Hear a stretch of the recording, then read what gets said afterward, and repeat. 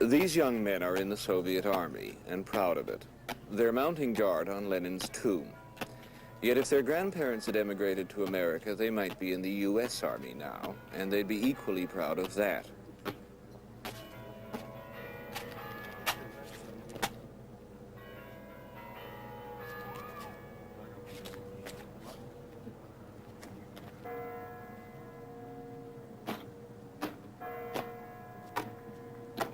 Like most Soviet soldiers, like most soldiers anywhere, they've never been in a real war. But there are, on average, about 20 wars going on in the world at any given time, and they are all waged by men who learn to be soldiers away from the battlefield. All soldiers belong to the same profession, and it makes them different from everybody else. They have to be different, for their job is ultimately about killing and dying. And that doesn't come naturally to any human being. Yet all soldiers are born civilians. The method for turning young men into soldiers, people who kill other people, is basic training. It's essentially the same all over the world, and it always has been, because young men everywhere are pretty much alike. It doesn't really matter where you're coming from or what you've been doing before. Where the kids on this bus are coming from is all over the United States, and they're as motley a group of 18-year-olds as you're likely to find. But what they're about to go through will turn them into the same thing, soldiers. They'll be in the United States Marine Corps, not the Soviet Army, but beneath the uniforms, there's very little difference.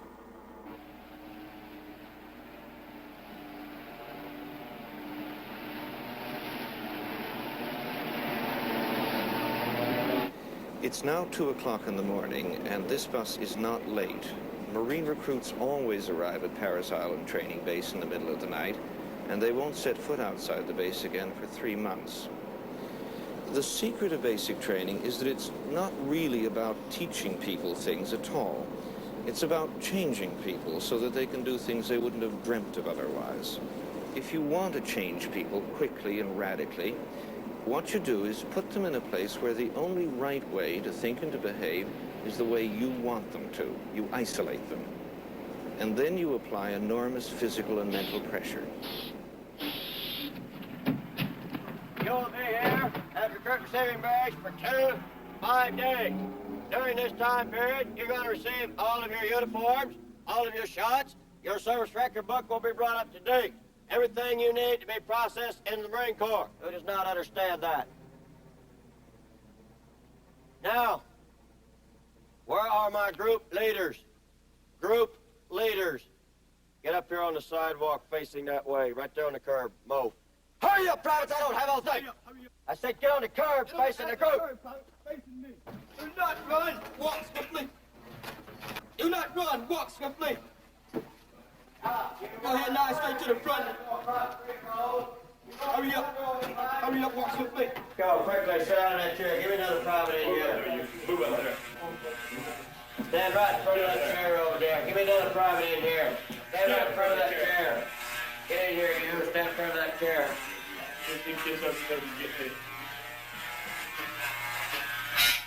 We move quickly, private. We've already been told that a dozen times.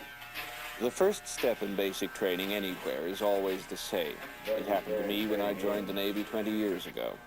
The recruit is stripped of all evidence of his civilian identity, his hair, his clothes, everything that makes him look and feel like an individual.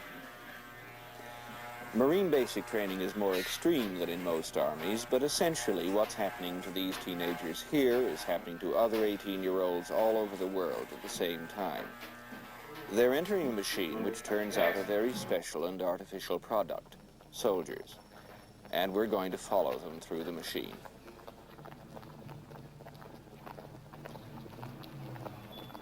Parris Island prides itself in being one of the finest training facilities, organizations in the entire world.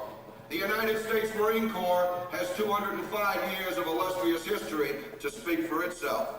You're trying to be a member of that organization. You have made the most important decision you have in your life up to this period in time by signing your name, your life, your pledge to the government of the United States of America.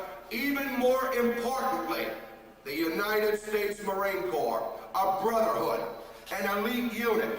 In 10.3 weeks, you are going to become a member of that history, those traditions, this organization, if you have what it takes. All of you want to do that by virtue of you signing your name as a man. The Marine Corps says, and we say in the Marine Corps, that we build men. Well, I'll go a little bit further. We develop the tools that you have, and everybody has those tools to a certain extent right now. We're going to give you the blueprints, and we are going to show you how to build a Marine.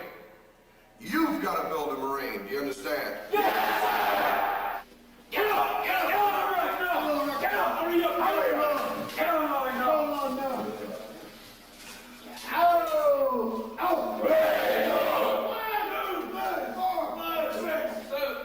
They've been given their uniforms and their shots, and their first day of real training is beginning. It's 5 o'clock in the morning. 24, 25, 26, 27, 28, 29, 30, 31, 34, 35, 37, 38, 40, 43, 44, 7, down on deck, 45, senior judge, second staff, Sergeant Webb, highly motivated, truly dedicated, romping, stomping, bloodthirsty, guilt-facing United States Marine Corps recruit service. What they're saying is that this barracks contains 45 highly motivated, truly dedicated, romping, stomping, bloodthirsty, kill-crazy United States Marine Corps recruits, sir. And they'll chant it every morning for the next 70 days. Hurry up! Just leave it alone for now and get through it. I'm waiting. You got about one more heartbeat to take a rest. You got about one more heartbeat to take a rest. Keep taking your time. Keep taking your time. Get off your knees. Get off your knees, McKenna! There are times when the recruits must think they've blundered into some nightmare version of summer camp. Hurry up! But everything has a purpose here. Summer camp is not preparing you for combat.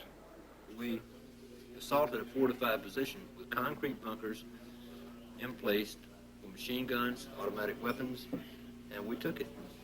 It would take Many of the men who train recruits at Parris Island are Vietnam veterans. They understand exactly what's being done to the recruits and why.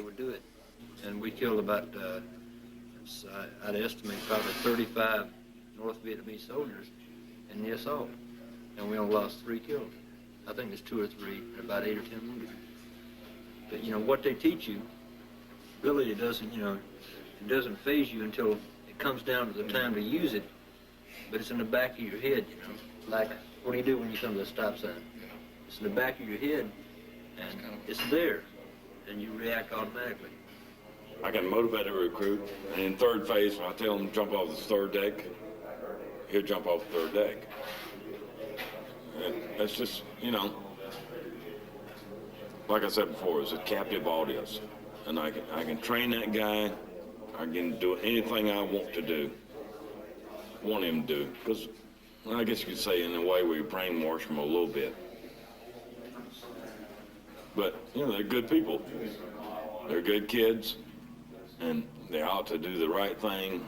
We got some bad kids, but, you know, we weed those out. But as far as he's talking about motivation, here we can motivate them to do anything they want in recruit training. Hands on the edge. Shoulder width apart. Now lean back. Lean back. Lean back. Lean back. I got the rope. You ain't going nowhere. Just reach down about 3 inches on right here. Get some more rope so we can get you started here. There you go. Now lean back. Thank you. All right, Milk now. it with the right hand. Milk it with the right hand. See how I'm doing that? Now you got it. See how I'm doing that? Now, that's... Keep going. Keep going. Keep Yeah, going. now you go. Keep going. All right, now start walking down. Now, stop right there. Put it in the small of your back. Your right hand in the small of your back. Keep it there. Keep it there. You ain't going nowhere. Now, start off with your left foot and walk. Walk. Walk straight. Don't start swaying again. Walk straight. Let it slide through your daggone right hand there.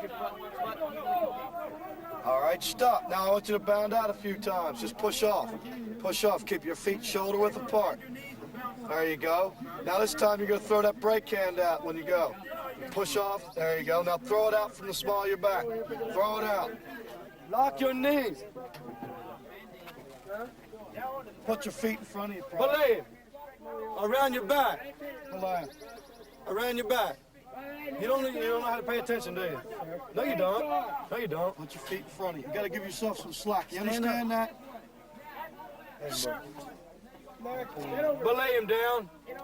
Many of these young men have never done anything difficult and dangerous before. Let go completely. Almost everybody is afraid the first time he goes off this tower. Yet things are not quite as they seem here. Belay him down. The real lesson being taught is that if you can overcome your fear, you will be perfectly safe.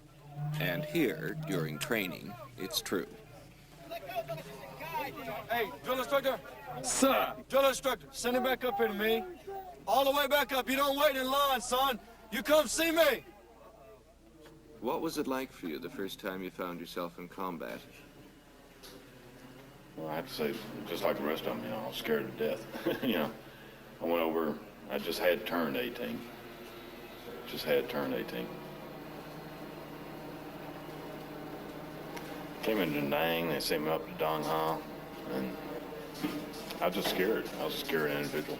I didn't know what was going to happen. Didn't know what was going to, you know, how can I say it? I don't know. How long did it take you before you got used to being in combat? I didn't. I have to say that. You get used to it. You just develop reflexes to it. You know, you get used to it. I don't think anybody can ever say they're used to it. If they are, they're a little bit. The longer you stay, the more, well, I say the better your reflexes get. You can act in different situations a lot quicker. The more you can accept it. But getting used to it, you never can. There's just no way, you know, living, you know, I was in the infantry and the drums, and I tell you, just living from day to day is a big accomplishment. Next two move up to the post. Go as fast as you can.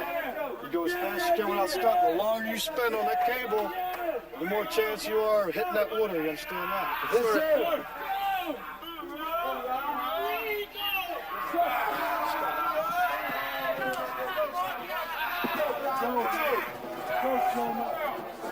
The faster you do this, the better there. Remember that. Let's go, private! Hoorah! Get up there, Fabian. Get up there, Fabian. Thank you.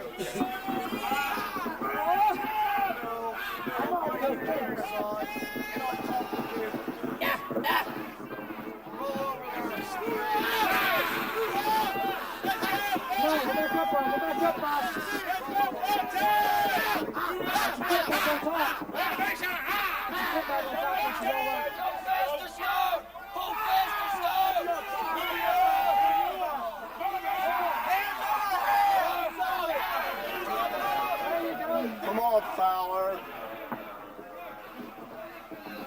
Go, Fowler. Change over, Fowler. Well, Fowler, get back up there. Fowler, get up there. Hurry up, everybody's waiting on you. Hurry up. Get up there. Get up there, Fowler.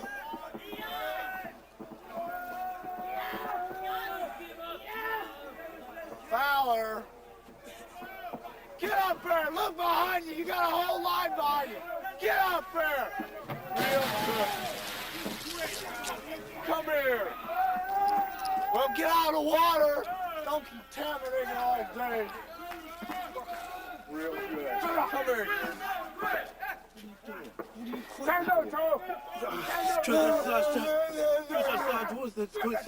Bull.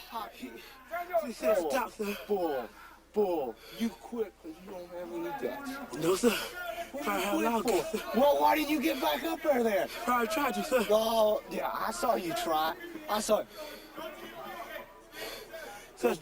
Go back and change clothes. You're useless to your unit now.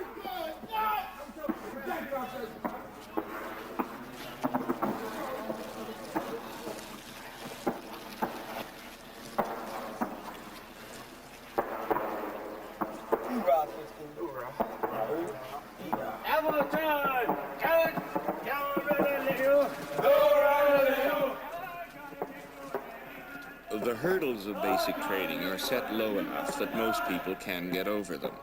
And all those who've made it across yet another obstacle are stronger by Fowler's defeat. Day by day, the group is feeling more special, more confident, more like real men.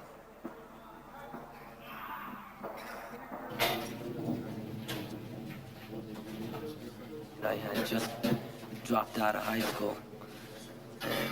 I wasn't doing much on the street, except hanging out as most teenagers would be doing.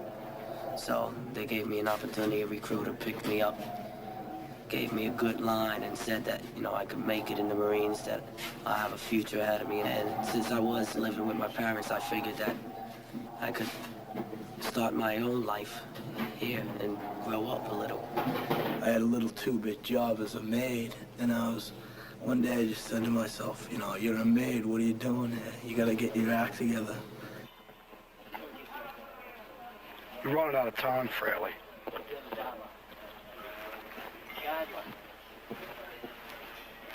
Galloway.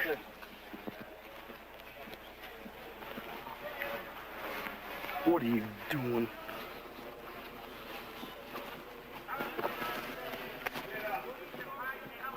You only did one thing wrong there. It's inside out. Knapsack, pack. Knapsack, I'll knapsack you. How about fixing your little hat there, August, huh? Fix your hats now! Yes, sir! Keep playing around. Get all the trash out of there and stick your little field jacket inside your pack. Every Marine will tell you that your DI, your drill instructor, is the one face you will never forget, ever. For 11 weeks, the DI is the god who rules a recruit's universe, and he is never satisfied. The DIs may sometimes seem to behave like sadistic lunatics, but in fact they're the cream of the Marine Corps. All the yelling and harassment has a purpose. It creates a structured environment with high but precisely calculated levels of stress, which after 8 weeks is already transforming these teenaged former civilians into soldiers.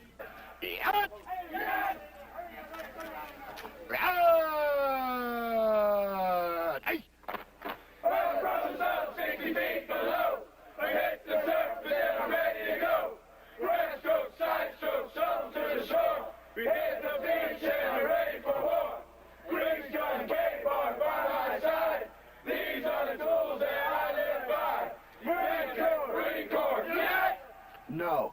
Yet! Yet! Yet! Yet! It's not a Y sound anymore. It's going to be yet! Yet! You understand? U-A-T. Yet! Yet! Say it. Yet! Seat!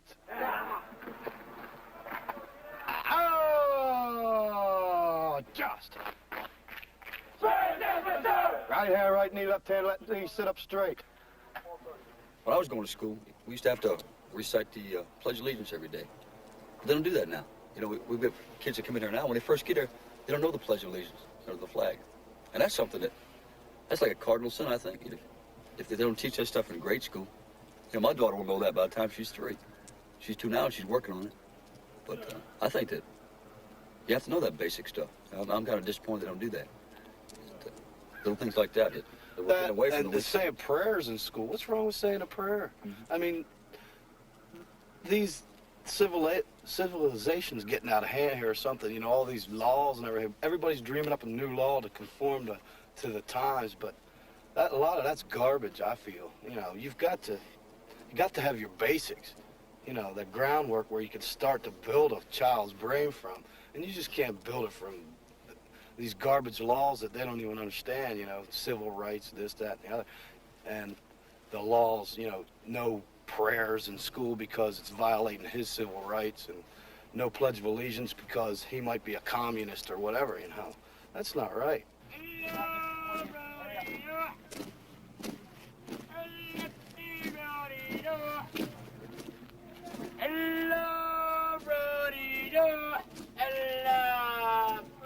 Marching like this, with every man moving his body in the same way at the same moment, is a direct physical way of learning two things a soldier must believe: that orders have to be obeyed automatically and instantly, and that you're no longer an individual, but part of the group.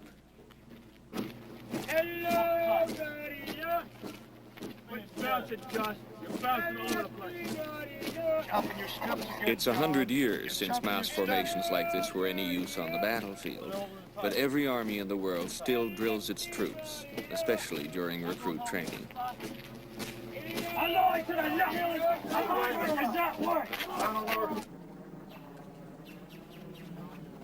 There's some kind of inspection every day in recruit training, and it has a purpose beyond the nitpicking attention to detail. It's a ritual confirming the recruit's progress. But there are always details to criticize in the closed world of Parris Island.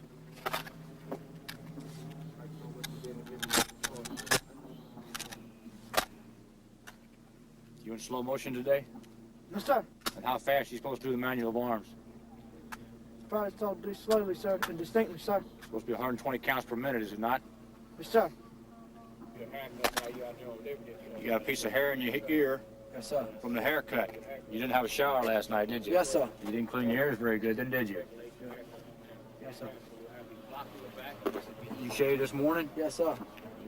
Little hairs are fast growing, ain't they? Yes, sir. You also got hair on each side of your nose right there. Are you gonna start flying today? No, sir. Well, how about locking your elbows into your side like you're supposed to be, like you was taught in forming? When I touch, you remove.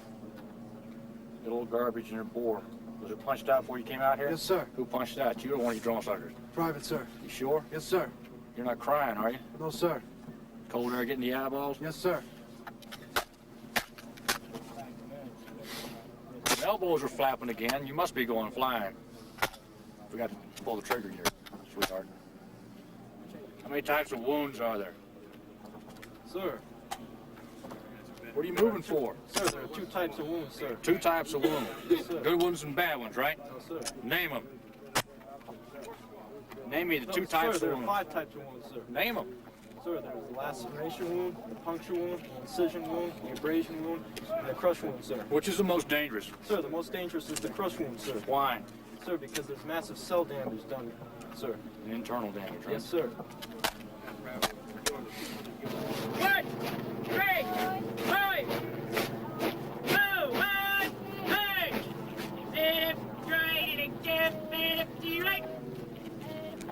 Go, hey! Sit up straight, left, sit up, right. On! Over on the other side of the base, strictly segregated from the male recruits, they're training women Marines. 1, 2, 3, 4! 1, 2, 3, 4! United States Marine Corps! They're not currently expected to go into combat, but some of them have got combat training. Now squeeze, keeping the tip centered in your rear sight. Squeezing, there's the tip. 7 bullseye and slow rapid fire, and 6 bullseyes and a fast rapid fire.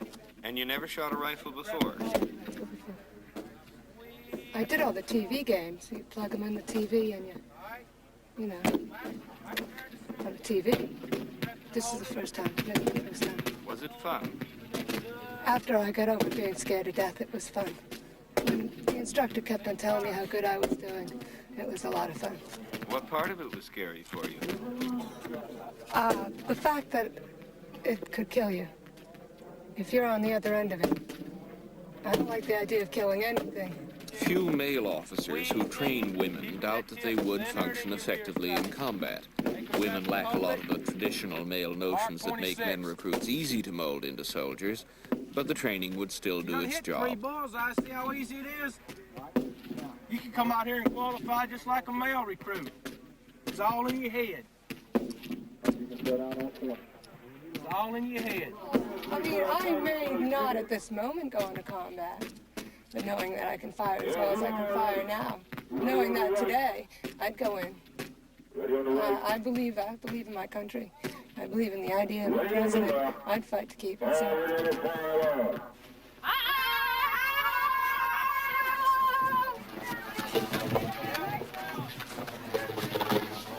What bothers the officers is how the presence of the women would affect the men. The basic combat unit, a small group of men bound together by strong male ties of loyalty and solidarity, is a time-tested system that works. If you let women in, then who are the men protecting, and who can they feel superior to? I probably have little Susie's back home. Yeah. You see the big old smiles come on the faces then, right? Mention a little Susie. How many privates, if you don't have a little Susie now, how many are going to find one when they get home? You bet. You're going to find the first cheap slut you can get back home. You bet. What do you mean, no? You're a Marine, you're going to do it. We go home with little Susie. We're in nice companionship with little Susie. And then here you are getting hot and heavy. And then you're getting ready to go down there and make that dive, Private. Susie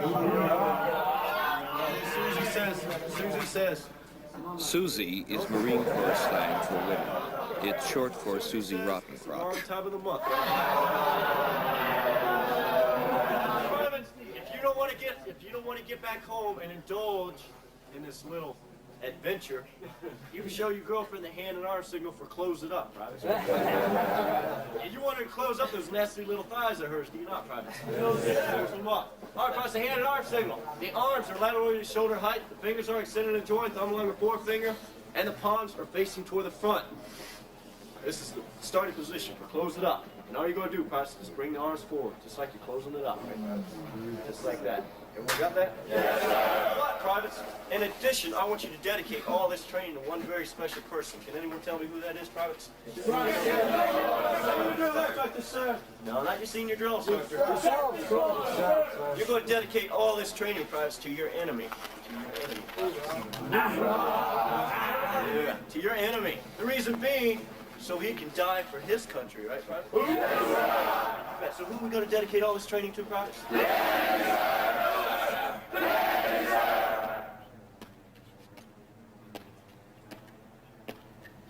For American troops at this point in history, these Soviet soldiers are the main enemy, and vice versa.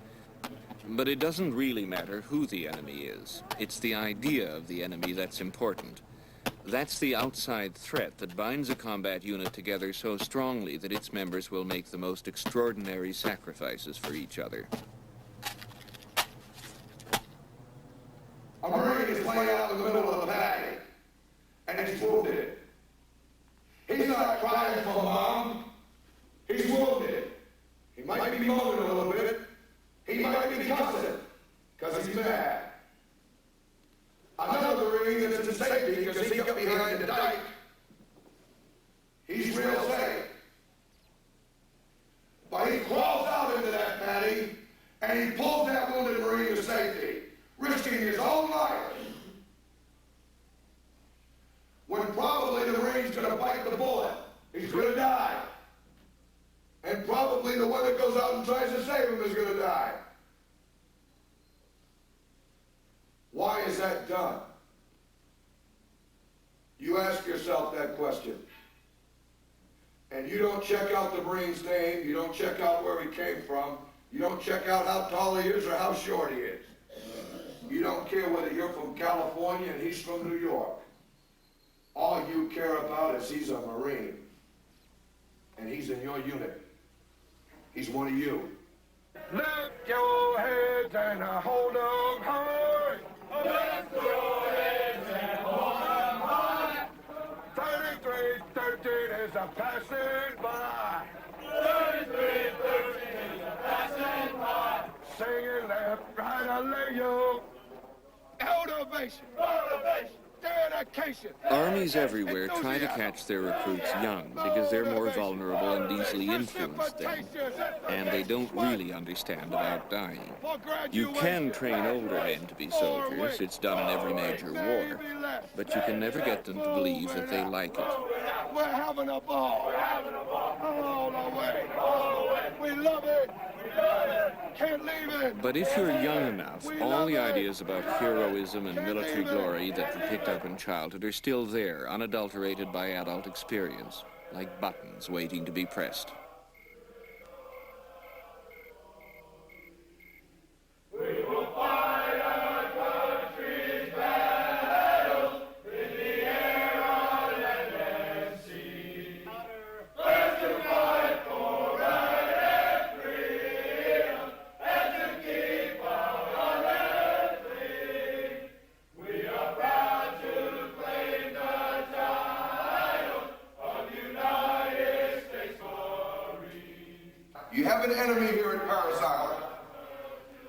enemy that you're going to have here at Parris Island is in every one of us.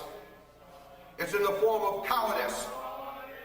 The most rewarding experience you're going to have in recruit training is standing on line every evening, and you'll be able to look into each other's eyes, and you'll be able to say to each other with your eyes, by God, we've made it one more day. We've defeated the coward.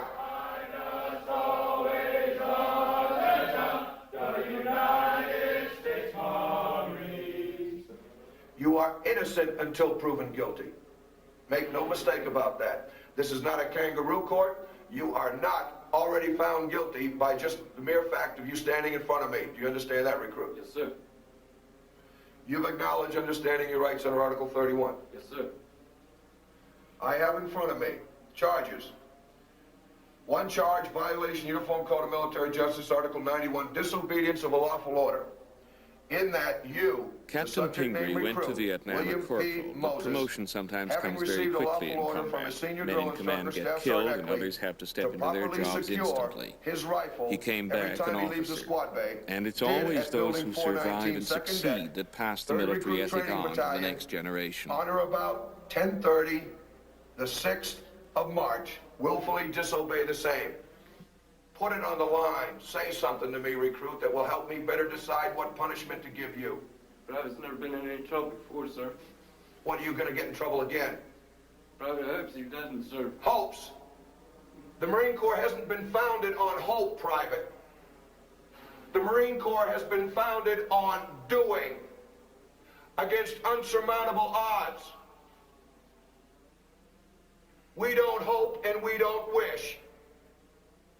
I want to know when you're going to disobey another order. Private's not going to disobey another order, sir. You're not? No, sir. Is that your word? Yes, sir. Well, what's going to happen to you if you do? Probably go to jail, sir. Go to jail. Worse than that, recruit. You'll go back to life a civilian.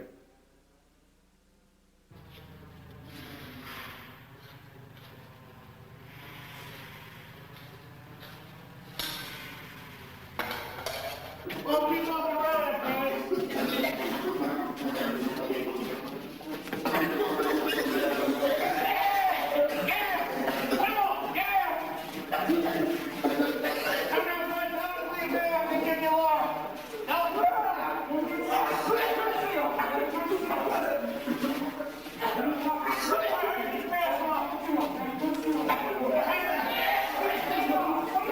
This don't work. Put your mask up, please. It don't work.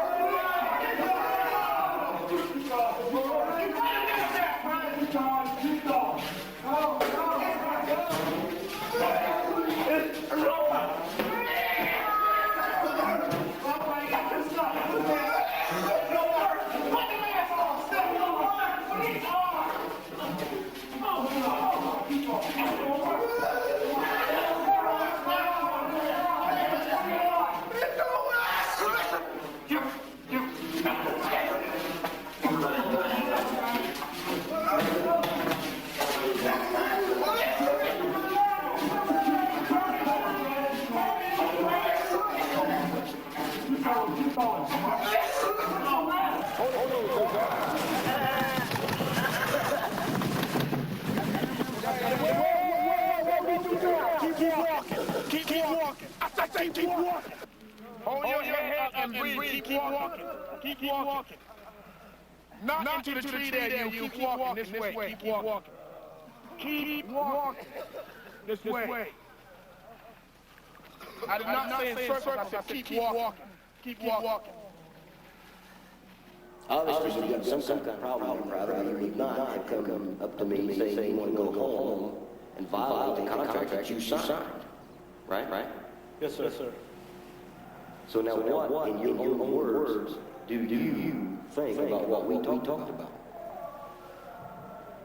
I'd still like to go home, sir.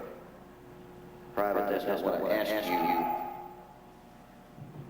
And we brought out certain points of interest, did we not? Yes, sir.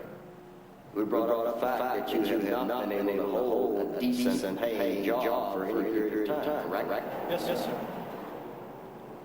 Now you're telling me that you want to quit on the biggest thing in your life.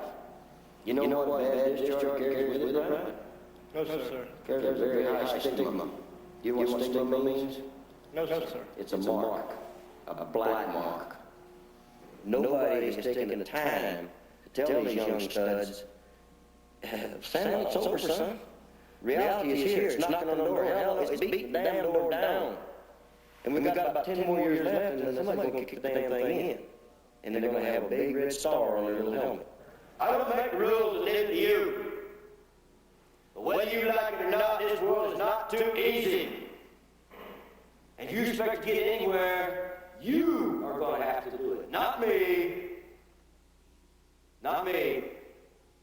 These tribes we're getting here, the 17 to 25-year-old, the age that they grew up in, the late 60s and the 70s, the age of Aquarius, peace, love, etc. This is beautiful.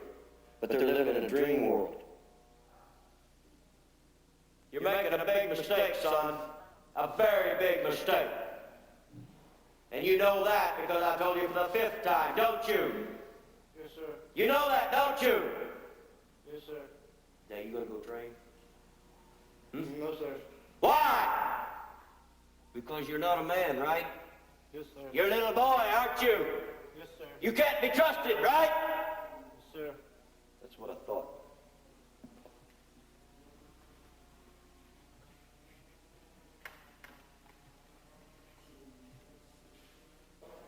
Now you take any individual, no matter what he is, civilian, Army, Navy, Marine Corps, if he's seen combat, he's different. When I first came back in '69, my mother would not go in the same bedroom with me when I was asleep. I was dangerous. First night I was back, they had a 2-bedroom trailer. I slept in the floor because my sister was home at the time. My mother came by and she was going to step over my arm, which was flung out the side, and go turn the air conditioner off. She got within 2 feet of me, and I wasn't even awake. I had her down, I had her by the throat, and my father pulled me off of her. And I was not even awake, I just reacted. There was a footstep, I didn't know where it was, and so I reacted. I was dangerous. And you know, as time passes, it gets over. But you never... You have got to be very aggressive. Once you have got your opponent on the run, once you've got him on the run, that means you go ahead and strike with that first turn blow. Probably that fight might not stop. Just because you made contact, that don't mean you stop. You don't cut him no slack. Don't give him room to breathe. Stay on top of him. He's going to be backpedaling all the way with his guards up. And you stay on top of him. Keep pumping that stick. Everybody follow me there. That means that there should be nothing out here today but a lot of groaning, moaning, a lot of snot, eyeball falling. And I should see nothing but a lot of heads rolling all over the place. I don't want to see no holding and no pity pat. Go get it. Go get it. Stop up wrong there. Get it, goddamn, now get it. Get it. Get it. Get your stick in the head. Goddamn, in the head. Get it, sick of work.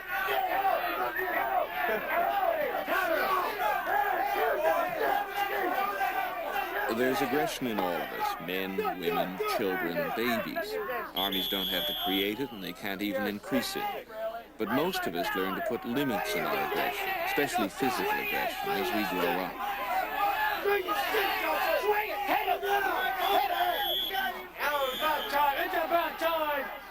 A crucial part of turning people into soldiers is teaching them to ignore these limits, so that in the right circumstances, against the enemy, they'll go all the way and kill.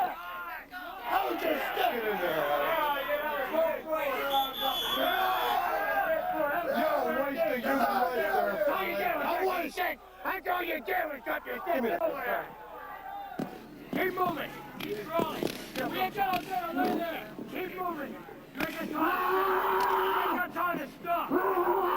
Get that tip of that rifle on your helmet, please. Go. In some ways, what basic training produces is the uniformed equivalent of a modern street gang, a bunch of tough, confident kids full of bloodthirsty talk.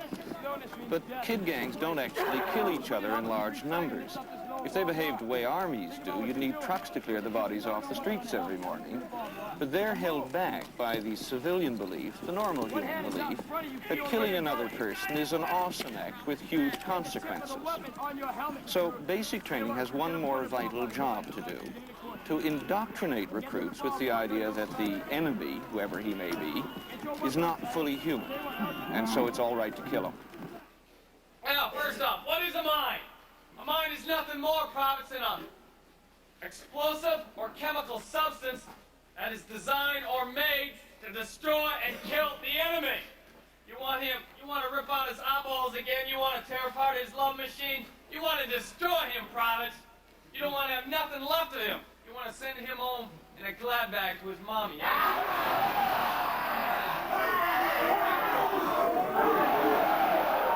show no mercy for the enemy. They are not going to show it on you. Marines are born trained killers. You got to prove that every day. You understand? Yes, sir! All right. Okay. Now, what are some of the uses for grenades and pyrotechnics? Well, I just mentioned the first one: produce casualties. Far too many Iranians in the world, are they not? Yes! Go over there and flatten that country, should we not? Yes! I'll take this series right now. We'll go over there and kick some of that.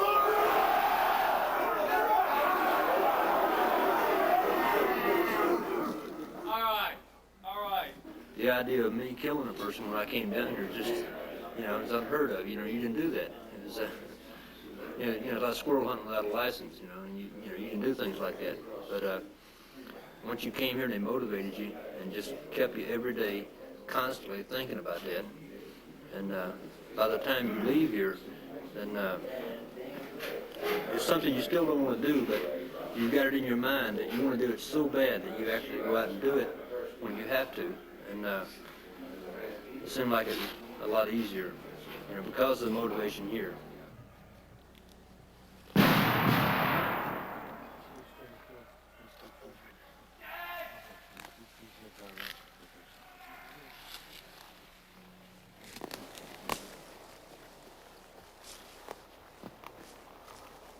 That's good.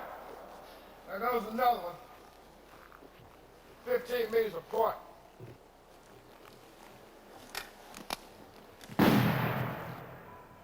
This is the way most people do get killed in combat, suddenly and at random.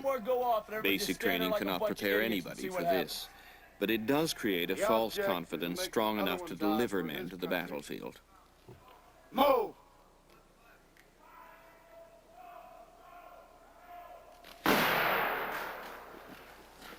The Vietnam era was, of course, then was at its peak, and everybody was motivated more or less toward the kill thing. We run PT in the morning, and every time your left foot hit the deck, you had to chant kill, kill, kill, kill, kill. It was drilled into your mind so much that it seemed like when it actually came down to it, that didn't bother you. Of course, the first one always does, and it seems to get easier. Not easier, because it still bothers you with everyone that you actually killed and you killed. Develop a brutality in combat that you don't normally have stateside, because you live under two completely different sets of morals. You couldn't survive in a combat situation with the same set of morals you have in everyday life. You never make it to the first one. If seeing your best friend's head blown off don't motivate you, then there's something wrong with you. You got to do something, because the next day it might be you. People say, well, I can never kill a man. That's bullshit. They can. Anybody can kill. I try to motivate these people to such a point that once they went into combat, I tell them what to expect. The motivation it takes to actually look down the sights of your rifle and pull the trigger and kill a guy. That's the motivation it takes. That's what you get paid to do. It's like being a bag boy at a supermarket. If that's what you get paid to do is bag groceries, you bag groceries. If you get paid to look down your sights and pull the trigger and kill a man, that's what you do.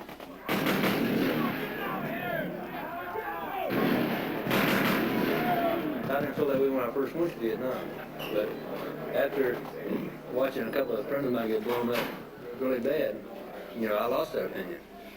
I said, hell, I'm getting paid for a day's work, I'm going to give them a day's work.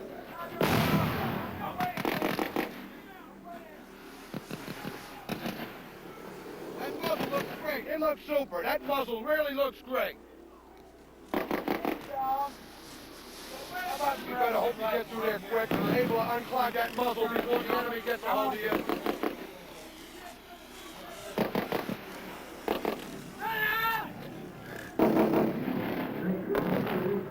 Now stop. Now what are you going to do? Right now you got an enemy bunker right over here that you're supposed to assault. Your fire team leader tells you to get up and assault the bunker. What are you going to do? You know what you're going to do? You're going to turn around. And you'll probably get shot in the back because you can't do anything with that weapon.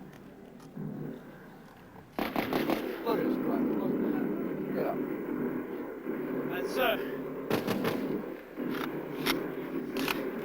The whole idea about the low and the high crawl is to keep your muzzle out of the dirt. Now, can you see light down there? Barely, sir. Barely. The whole idea of the low crawl and the high crawl is to keep that muzzle out so it can fire. Yes, sir. Not just protect you to accomplish the mission. Aye, sir. Carry on.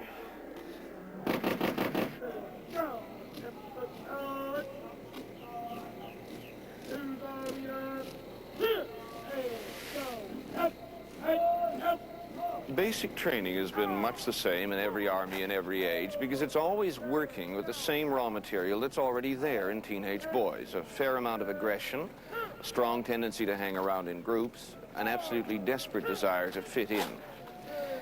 Basic training is one of life's few total experiences, a mild form of brainwashing, if you like, and it works. You may be slightly insane at the end of it, I know I was, but that wears off after a while. What's left behind is a sense of loyalty to the service and a set of instinctive reactions that operate automatically, even in combat.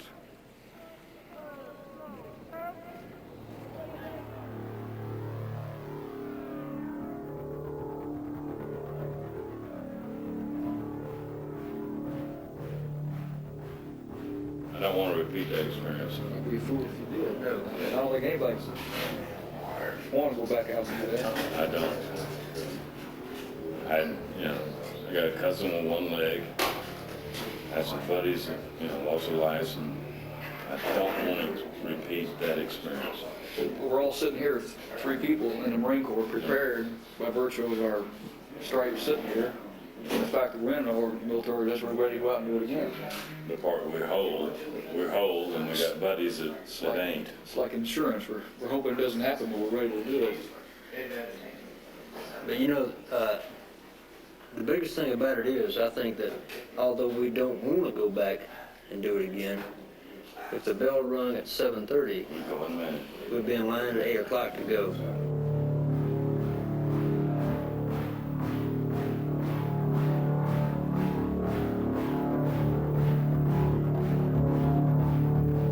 I like the hand-to-hand combat and etc. things like that. It's a little rough going on me, and since I have a small frame, I would like to become deadly, as I would put it. I like to have them words, especially the way they've been teaching me here. Sometimes feel like drill instructors make you feel like you're gonna like it. Like what? Like the war. Going out as a killing people. They psych your mind up for it. You think you like that? Huh? I haven't done it. I can't. I'd go out there if I had to, though. I can't say whether I like it or not, because I've never killed nobody, I'd like to be the first one on the beach. Doesn't matter if you So I'm lose the last. I'm not scared at all, because when I come in here, I never thought I'd jump off a 50-foot tower or throw a grenade. Drill instructors build your confidence up. Right now, I feel I can do anything.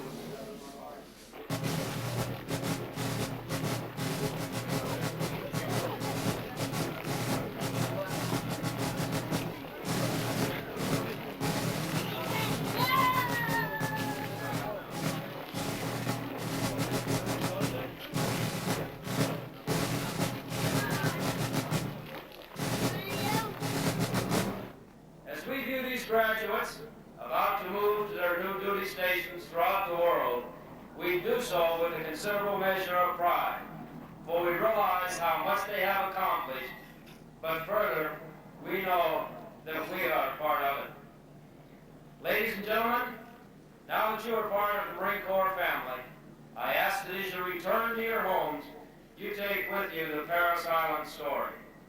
Let it be known that good men like your sons, who have met the challenge of recruit training, are better for it.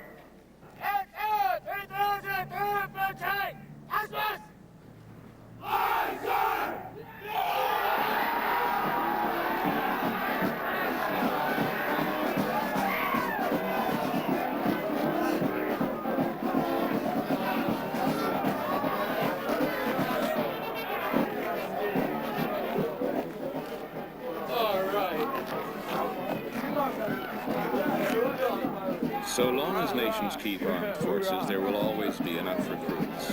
Young men are not natural soldiers any more than they're natural carpenters or accountants, but it's a trade that almost anybody can learn. Soldiering takes up a much bigger part of your life than most jobs, but it doesn't take a special kind of person. Anybody's son will do.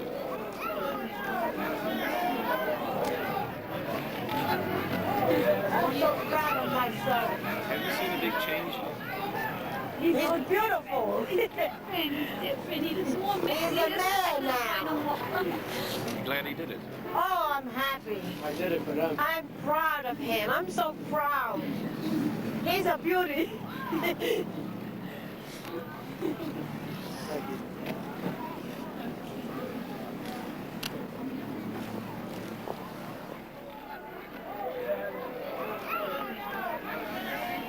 Real feel good inside. Glad it's all over. At least the boot camp part. They say the toughest is still to come. But This your dad? yeah, this is my father. He's a retired Marine. How do you feel about your son now? Oh, I think it's great. I think this is the best thing that happened to him. I really do. Where are you going now? I'm gonna be going home for 10 days. Then I go to Memphis, Tennessee for 11 weeks of school, and then I'll get orders there for my duty station, and I'll be actually in the fleet. So it won't be long till I'm back on the road doing my job.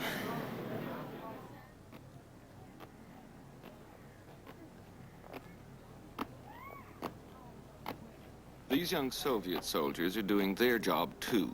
And it's the same job that soldiers everywhere under all flags have to do. Even though most soldiers will never actually fight, they spend most of their time preparing for war. The whole nature of the military profession is shaped by that single goal. Not that it's soldiers who cause wars.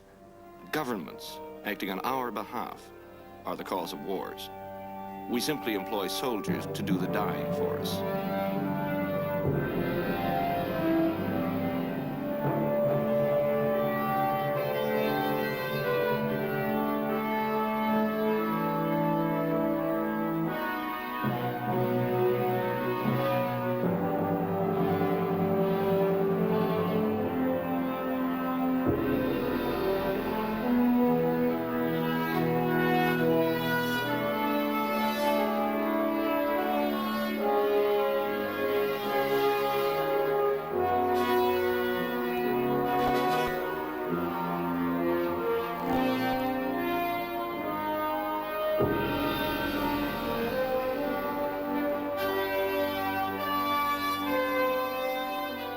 Thanks for watching. If you'd like to help us produce more compelling historical content like this, please like, comment below, and share this video with fellow history buffs. And of course, be sure to subscribe to help keep history happening.